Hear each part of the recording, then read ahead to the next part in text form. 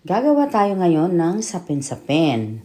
Ito ang ating 3 different kinds. Ang ating first layer, steam it for 10 minutes. Second layer, another steam it for 10 minutes. Ayan na ang result.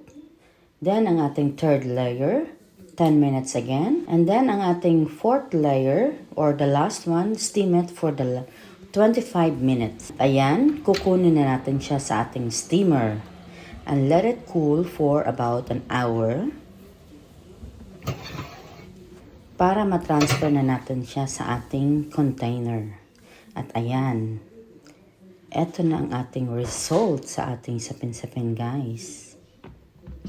Very delicious. Ayan, so beautiful.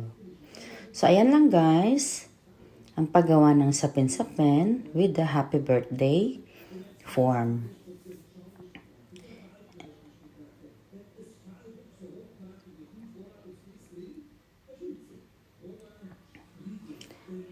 And then, ang ating with coconut rust. Yan. Beautiful. Thank you for watching, guys.